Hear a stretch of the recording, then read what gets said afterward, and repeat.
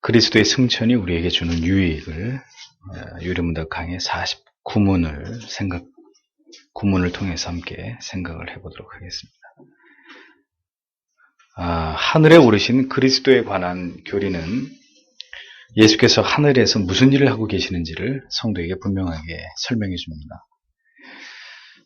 그럼 왜 우리에게 이런 것들을 교리가 굳이 밝혀서 설명하려고 하는 것이냐?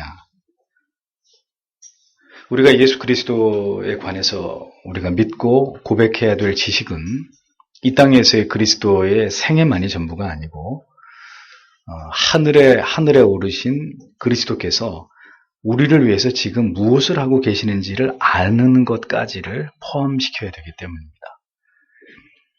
그리스도의 지상에서의 생애만이 우리의 신앙의 초점과 신앙의 고백의 대상이 아니라 하늘에 오르신 그 이후까지 우리가 그리스도에 대해서 알아야 될 신앙의 지식과 우리의 고백은 확장되어야 된다는 것을 교리는 우리에게 설명하려고 하는 것이죠. 이는 기독교의 신앙은 결코 이 세상에서 우리가 어떻게 살 것이냐의 문제에만 국한되어 있는 것이 아니라 이 세상을 떠나서 죽음 그 이후의 삶까지 연장되어 있음을 우리에게 강조하기 위함입니다.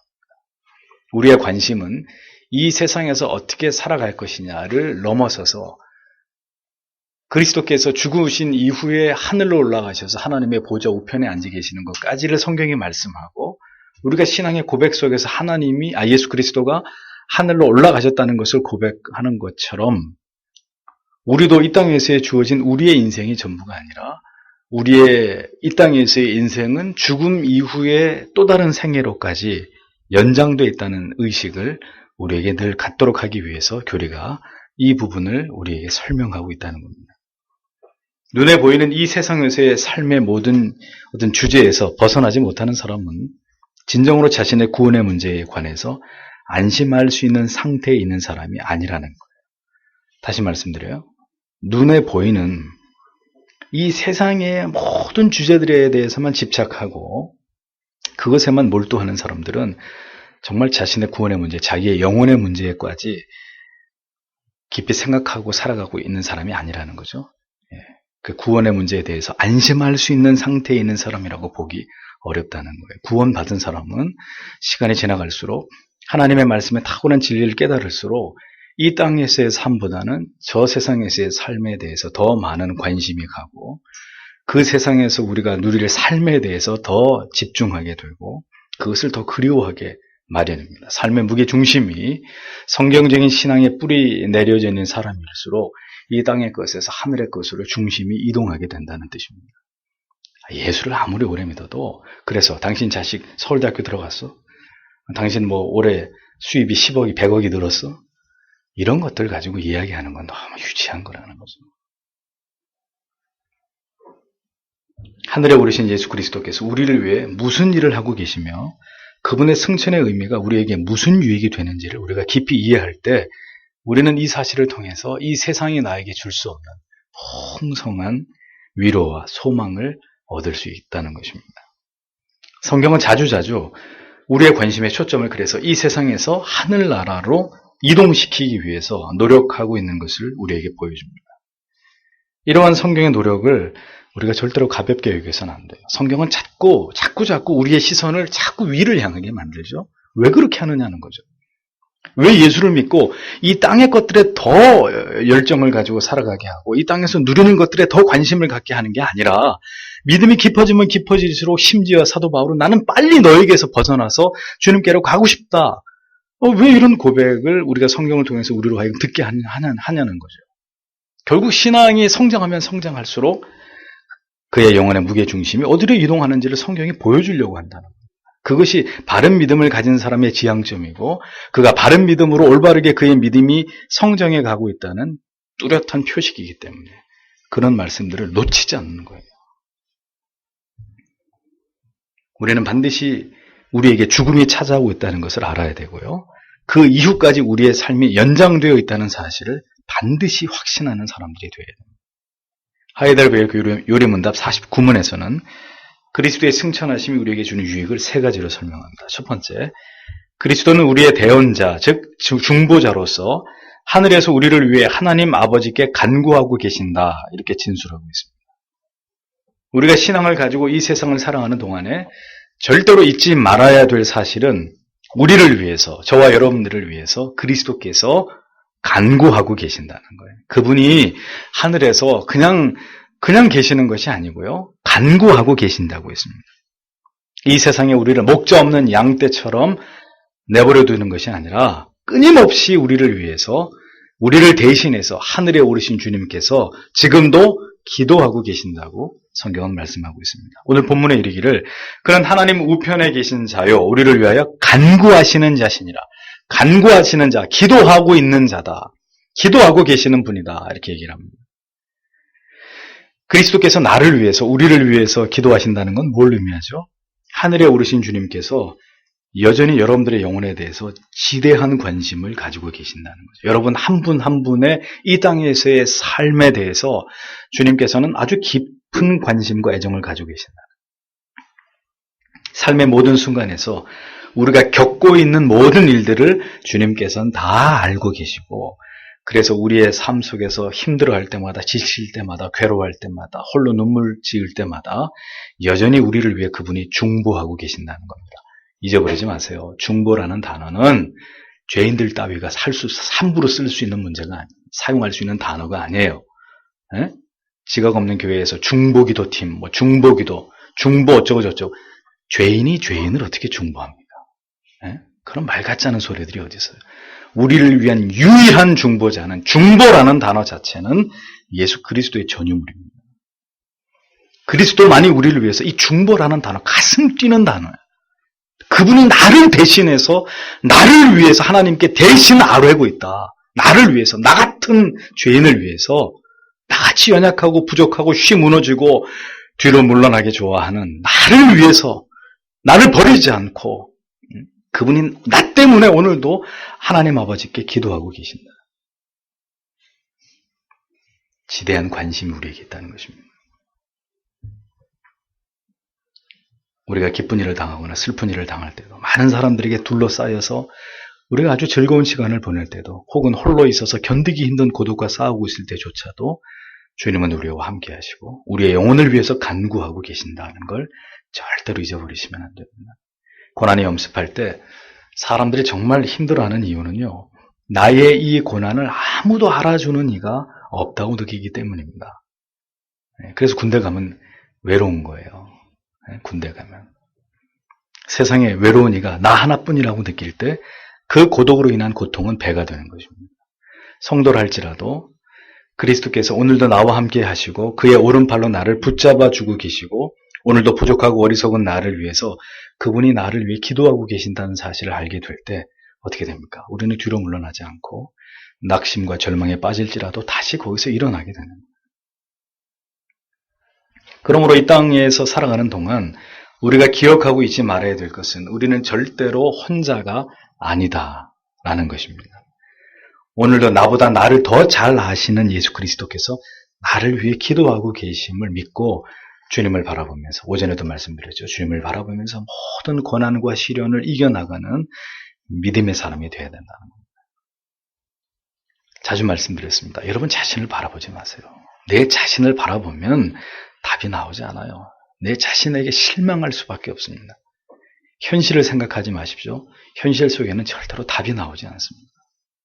그리스도께 집중하는 거예요. 저한테 물어보지 마세요. 제가 어떻게 될지, 제가 어떻게 살아야 되고, 뭘 먹고 살아야 되고, 제가 하나님입니까? 제가 그걸 어떻게 합니까?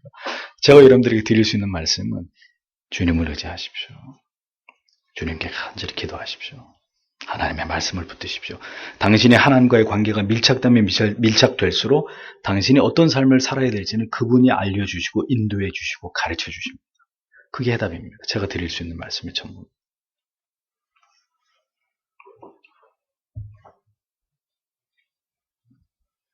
믿음의 눈을 들어서 주를 바라보고 그 주님을 절대적으로 신뢰하는 믿음으로 우리의 주어진 삶을 살아내는 그런 사람들이 바로 성도입니다. 악한 마귀 사탄은 우리가 그리스도를 바라볼 때마다 십자가를 붙들 때마다 오뚜기처럼 뻘떡뻘떡 새롭게 일어나서 예수께로부터 위로와 용기를 얻으면서 소망을 발견하게 된다는 걸 잘 알기 때문에 어떻게 해서든 예수 그리스도를 바라보지 못하도록 우리의 시선을 지금도 분산시킵니다.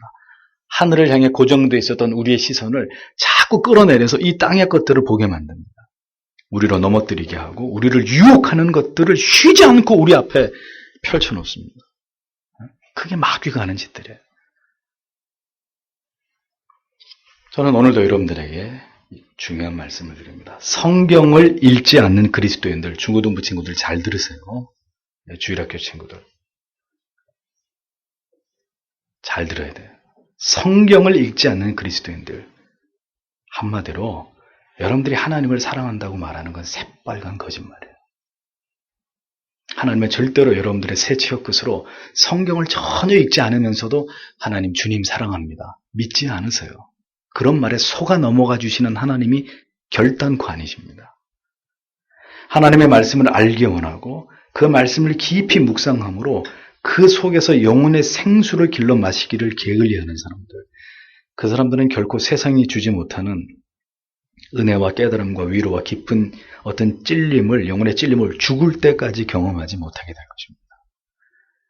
그럼 하나님의 말씀과 전혀 그러한 연관 관계에 관련을 갖지 못하고 살아가는 사람을 신자라고 말할 수 있느냐? 교리에 따르면 그 사람은 신자가 아닌 거죠. 그렇게 되는 거예요. 하나님의 말씀은 읽어도 그만 없어, 안 읽어도 그만이 아니라 밥은 반드시 먹어야 되는 거잖아요. 하나님의 말씀은 읽어도 그만, 안 읽어도 그만이 안 읽으면 하나님의 말씀을 안 읽는 게 습관이 되어 있는 사람은 좀 심하게 말하면 불택자일 확률이 높은 거예요. 네. 밥은 먹으면서, 밥은 매일 먹으면서 하나님 말씀을 안 읽는다. 하나님의 사람이 아니라는 얘기예요. 아주 간단한 논리입니다.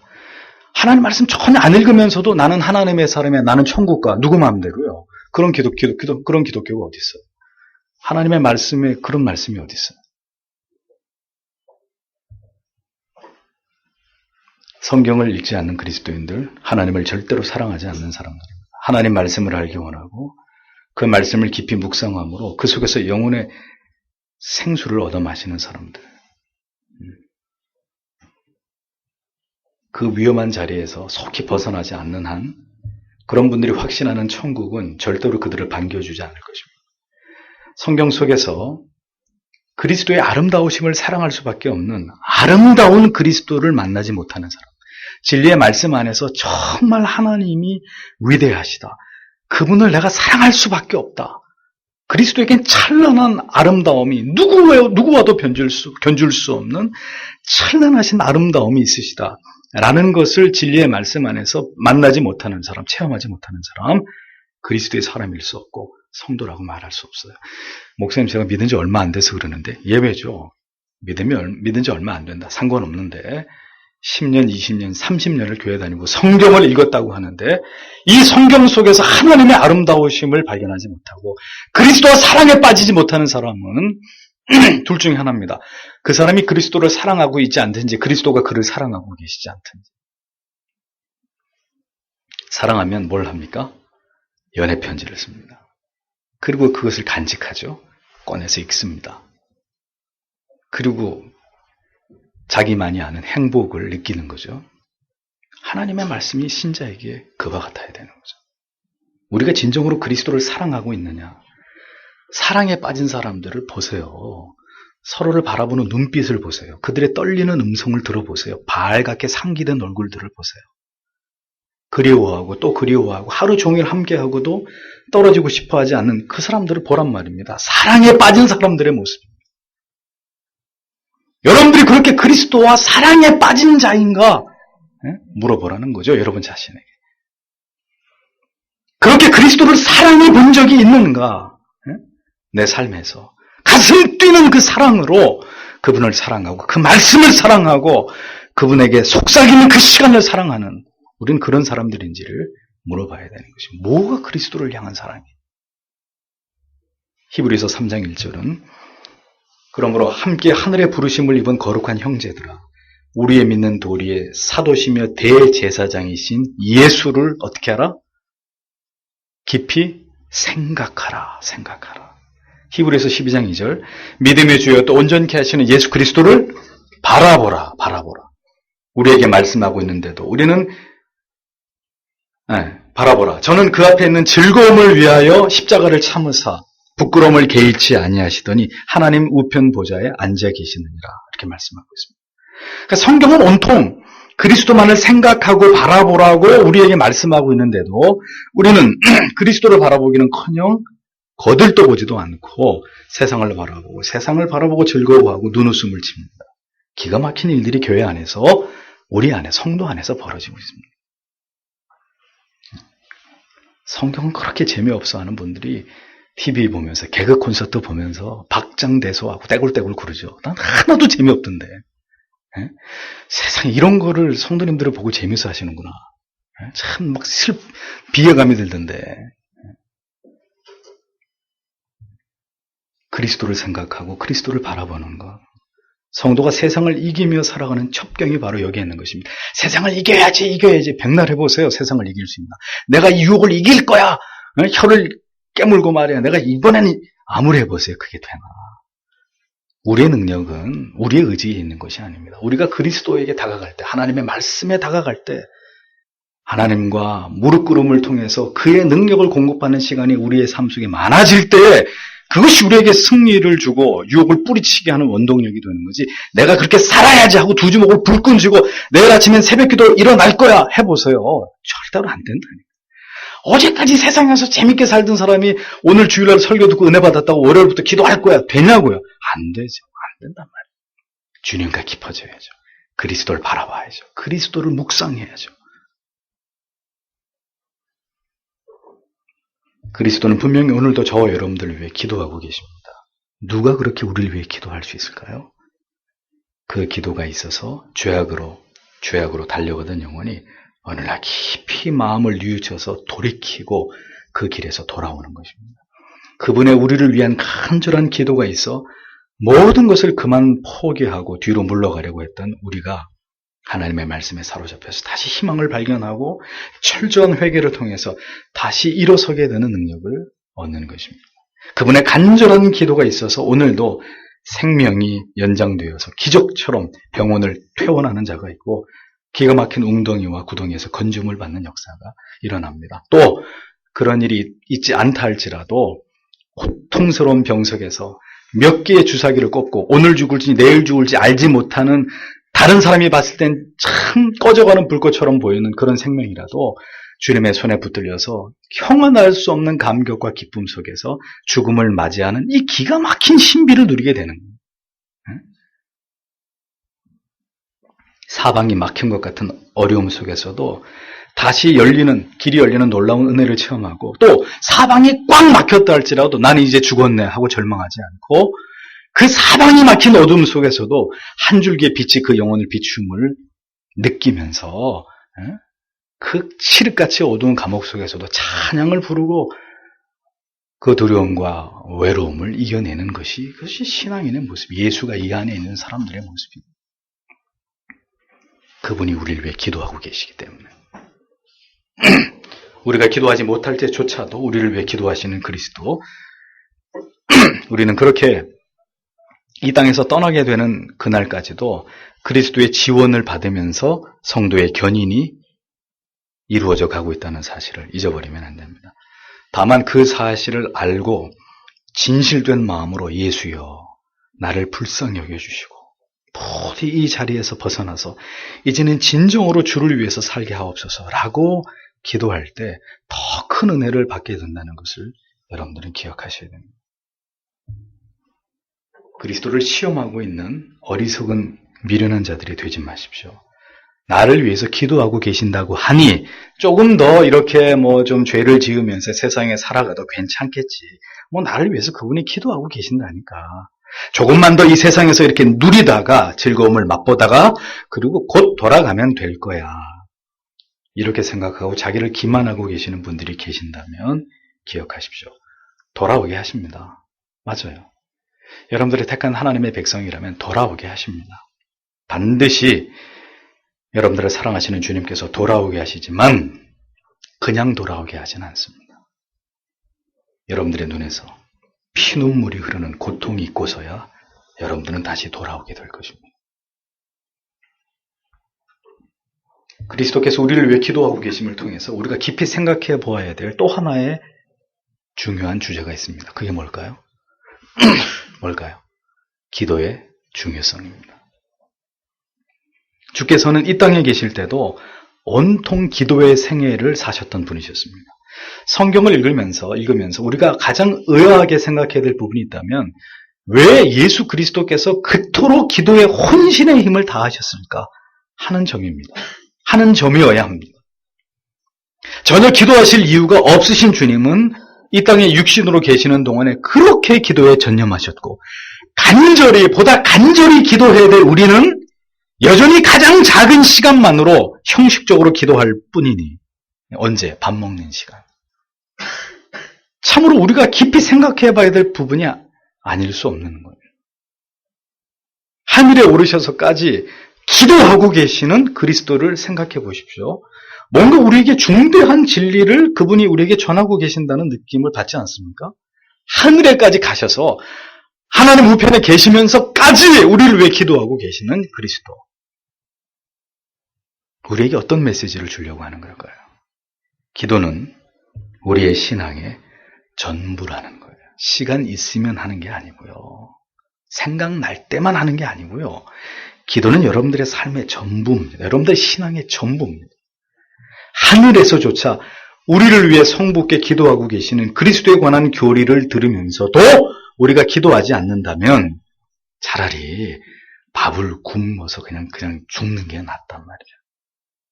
밥 안 먹고 그냥 굶어 죽는 게 낫다. 주여 날 데려가십시오. 이 짐승 같은 인생 밥이나 맨날 먹으려고 그러고 하나님 앞에 기도는 안 하고 모든 것이 기도를 통해서 이루어진다는 것을 오늘의 교리는 우리에게 웅변하고 있습니다. 하늘에 계신 그리스도께서도 여전히 우리를 위해 기도하고 계시는 수고를 다하시는데도 우리는 오늘도 기도 없이 하나님의 어떤 요행수를 바라고 있습니다. 어떻게 되겠지? 어떻게 해주시겠지? 이러한 신앙은 결단코 하나님을 경외하고 신뢰하는 신앙이라고 말할 수 없습니다. 오히려 하나님을 기만하고 우리를 위해 기도하시는 그리스도의 수고를 비웃는 행위죠. 우리를 위해 대언자로 하나님 앞에서 간구하고 계시는 그리스도께서 자신의 문제를 두고 전혀 기도하지 않는 우리를 어떻게 생각하실까요? 그래, 내가 너희를 위해서 충분히 기도했으니까 너희는 실컷 자고 실컷 먹고 세상에서 실컷 즐기다가 오너라. 그게 주님의 마음이실까요? 우리는 오늘도 얼마나 그분의 마음을 아프게 하고 있는 자들인지를 생각해 보실 필요가 있습니다. 언제쯤 우리의 바쁘고 피곤하다는 핑계가 사라질까요? 주님 앞에 충분히 기도할 만큼 우리의 인생이 안 바빠질 날이 올까요? 병원에 누워있으면 그렇게 되겠죠. 그럼 하나님이 병원에 눕혀서라도 기도하게 만드시겠죠. 죽으면 사라질 겁니다. 죽으면 바쁘고 피곤하다는 핑계에 사라지겠죠. 죽었는데 무슨 그런 생각을 하겠어요.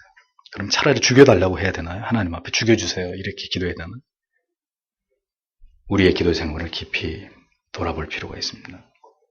그리스도께서 승천하심이 주는 두 번째 유익, 하이델베르크 교리문답 49번에서 두 번째 유익은 그리스도께서 하늘에 오르셨으니 그의 지체인 우리도 하나님께 이끌림을 받을 것이라는 확실한 보증을 우리가 얻게 된 점이다. 이렇게 얘기합니다. 자, 이 진리를 확신하고 이 소망을 마음에 품고 이 기쁨을 누리는 여러분들이 되셔야 됩니다. 기억하십시오. 여러분들의 본향이 어디죠? 이 땅이 아닙니다. 우리는 이 땅에 속한 자가 아니고 이 세상에서의 삶이 우리의 전부인 자들이 절대로 아닙니다. 우리를 위해서 모든 것을 예비해 두고 계신 분이 바로 주님이시죠. 너희를 위하여 예배하러 가신다고 주님께서 분명히 말씀하셨습니다. 그리고 모든 준비가 다 끝마쳐질 때 주께서 다시 오셔서 주님이 계신 곳에 너희도 있게 하겠다고 약속하셨습니다. 에베소서 2장 6절에서는 또 함께 일으키사 그리스도 예수 안에서 함께 하늘에 앉히시니 라고 말씀하셨습니다. 곧 돌아갈 날이 온다는 거 항상 기억하세요. 곧 돌아갈 날이 온다. 미련 없이 다 두고 떠날 수 있도록. 그래서 우리는 세상에 집착하려고 할 때마다 두고 떠난다. 나는 가야 된다. 나는 돌아가야 된다. 이곳은 내 영혼은 내 고향이 아니다. 그 의식이 늘 우리를 지배하고 있어야 됩니다. 여러분들이 아무리 자녀를 사랑하셔도 두고 떠날 수 있을 만큼만 사랑하세요. 두고 내가 주님 앞으로 갈 수 있을 만큼, 너를 두고 내가 어디를 가, 절대로 못 가, 죽어도 못 가, 이렇게 되면 곤란하고요. 두고 떠날 수 있을 만큼만 사랑하세요. 아무리 남편을, 아내를 사랑하셔도 먼저 떠나 보낼 수 있을 만큼, 내가 먼저 떠날 수 있을 만큼만 사랑하세요. 어려운 얘기입니다. 쉬운 얘기가 아니에요. 정말 그리스도를 가슴에 품고 그렇게 살지 않으면 그 상실감에 살 수가 없어요. 난 그런 사람도 봤어요. 예수 잘 믿는 부부였는데 남편이 죽자 아내가 자살해버렸어요. 예? 그건 예수 잘 믿은 걸까요? 아니란 말이에요. 그분들한테는 죄송한 얘기지만. 건강을 위하시더라도 주께서 오라고 하시면 기꺼이 떠날 수 있을 만큼만 건강을 위하십시오. 아유, 주님, 제가 헬스를 해서 몸을 이렇게 만들어 놨는데 지금 저를 부르시. 세상의 즐거움도 기쁨도 좋고 나쁨도 모두 다 잊어버리고 떠날 수 있을 만큼, 예? 그렇게 미워하고 죽일 듯이 막 용서할 수 없는 사람도 있어서는 안 되고요. 모두 용서하고 용납하고 이해하면서 그렇게 살다가 주께서 가신 곳으로 우리도 호련히 갈 수 있도록 살아가는 그런 자와 여러분이 되어야 됩니다. 이것은 우리의 의지로 되지 않아요. 다시 말씀드립니다. 하나님의 말씀을 통한 은혜와 감화와 주를 닮겠다고 하는 말씀이 우리에게 주시는 감동이 우리의 영혼에 계속해서 거룩한 파장으로 내 양심을, 내 인격을 두드릴 때 그것에 의해서 우리가 서서히 깨지고 무너지고 부서지면서 이렇게 되어갈 수 있는 거예요. 초연해지는 거죠. 우리 모두 그 길을 가야 되는 사람. 저는 저대로 열심히 노력하고 여러분들이 열심히 노력하시고, 저는 너무 좋아요. 제 방이 이렇게 골방처럼 생겨가지고, 네, 책을 이렇게 삥 둘러놓으면은 저는 이렇게 책을 뽑으러 가려면 걸어가야 되는데 이렇게 손만 뻗으면 이렇게 다 이렇게. 네.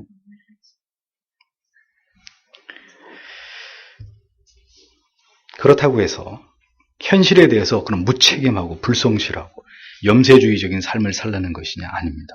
누구보다도 열심히 열정을 다해서 성실하게 주님 앞에서 최선을 다하는 하루하루를 살아야 되죠. 맡겨주신 사명에 최선을 다해서 헌신하다가 주님을 배울 수 있는 성실한 그리스도인들이 되어야 합니다. 왜요? 주님께서도 그렇게 사셨기 때문에. 그리스도께서 승천하심을 믿는 우리는 우리에게 보내신 성령을 의지하고 성령의 도우심을 구함으로 언제든 땅의 것을 구하지 않고 위의 것을 구하고 생각하며 살아가는 삶을 살아갈 수 있다고 그리스도의 승천을 통해서 우리가 얻게 된 마지막 유익을 교리가 정리해주고 있습니다. 그리스도께서는 하늘에 오르시면서 누구를 보내셨습니까? 보혜사를 이 땅에 보내셨습니다.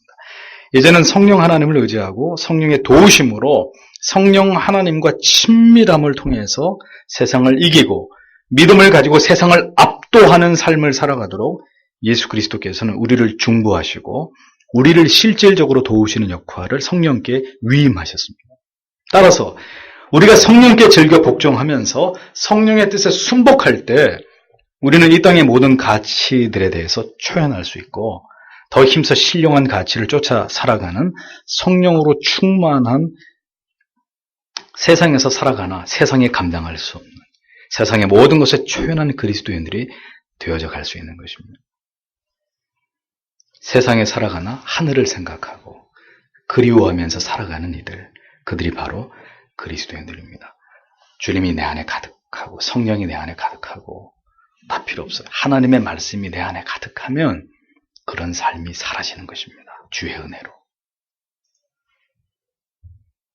보이는 것보다는 보이지 않는 가치에 더 큰 의미를 두면서 날마다 세상을 우리 안에서 비워내는 사람들, 우리 안에서 이렇게 떼어내는 사람들, 그 사람들이 바로 신자란 말이에요.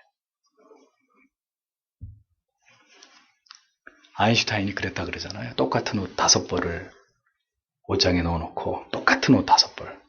그럼 아침마다 일어나서 뭘 입고 가야 될지 고민하지 않잖아요.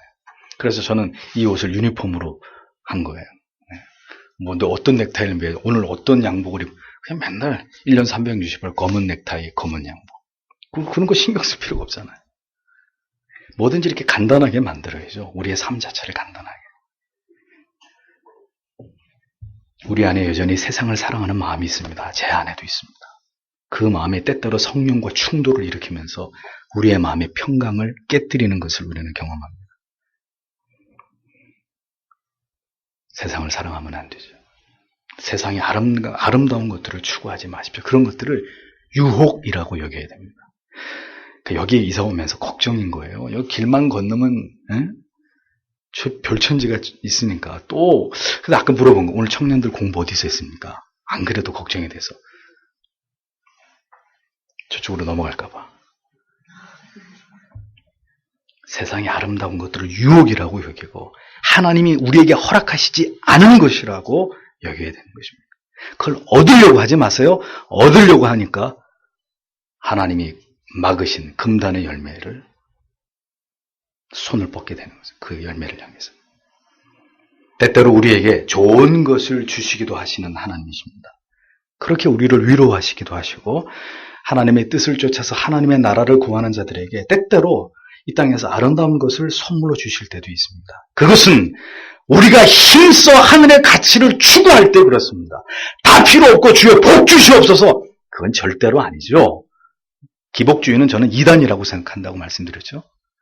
우리가 주의 뜻을 쫓아서 좁은 길을 가려고 하고 하나님의 말씀의 가치를 붙들고 법을 지키면서 세상과 타협하지 않고 그 길을 가려고 할 때 하나님의 때때로 우리에게 필요한 것을 하나님 우리에게 선물로 생각지도 못했던 좋은 것을 주실 때도 있습니다. 그걸 전면적으로 부정하는 게 아니에요. 신자는 전부 다 그건 가난하게 어렵게 힘들게 살아야 되느냐?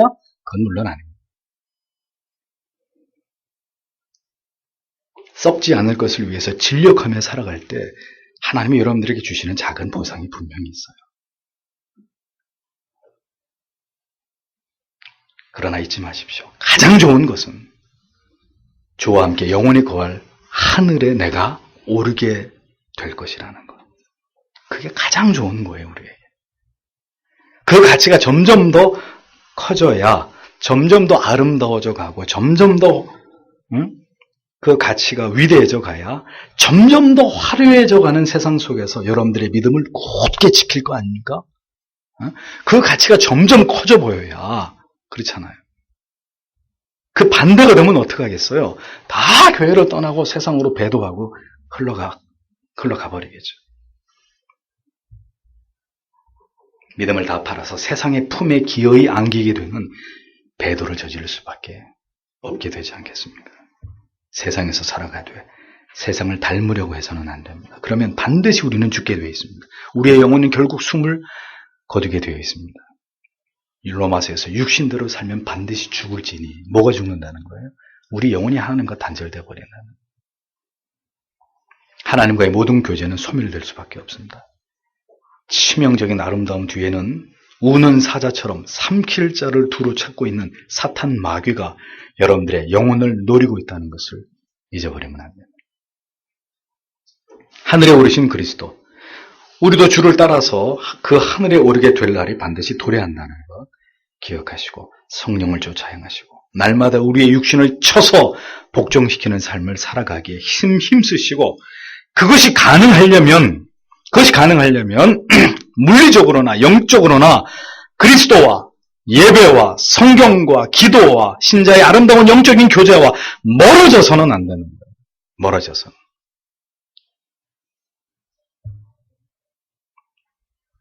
고개를 들어서 때때로 하늘을 바라보십시오. 속히 우리를 불러주실 날을 고대하면서. 그러나 과연 주님이 우리의 영혼을 오늘 밤에 취하시고자 할 때 과연 나는 그 주님을 만날 준비가 되어 있는가? 그것을 자꾸 내일로, 내년으로 좀 더 내가 여유가 생기면 그때 내가 좀 제대로 그런 생각하지 마시고 오늘이에요. 우리에게 주어진 날은 오늘밖에 없다. 이런 마음으로 오늘도 이런 말씀을 들으면서 하나님 앞에 간절히 기도하는 거예요. 주님 나를 붙들어 주시옵소서. 이 믿음 가지고 이 은혜의 어떤 말씀의 깨달음을 내 신비에 새기면서 주님 내일 또 새로운 세상에서 또 한 주간이 시작되는데 하나님 이 말씀으로 철저하게 무장하고 이 말씀을 묵상하고 또 묵상하고 또 묵상하면서 주님과 가까이 더 가까이 그렇게 살아갈 수 있는 이 땅에서 주어진 나의 남은 날들이 되게 해주시옵소서. 우리의 사고가 이 땅에서 저 하늘까지, 그리스도가 승천하신 저곳까지 오르락 내리락 하면서 그렇게 주님을 섬기시는 여러분들이 되시기를 바랍니다. 오늘도 하이델베르크 유로문답은 이 그리스도께서 하늘에 오르사, 우리의 사도신경의 고백 가운데 하늘에 오르사, 이 고백 안에 담겨져 있는 우리가 깊이 생각해야 될 이러한 주제들을 또다시 우리에게 강조해주고 있습니다. 이 말씀을 가슴에 깊이 새기시면서 주님, 이러한 묵상을 가지고 또 신자의 삶을 살아갈 수 있도록 주님 우리를 붙들어 주시옵소서. 다 함께 기도하겠습니다.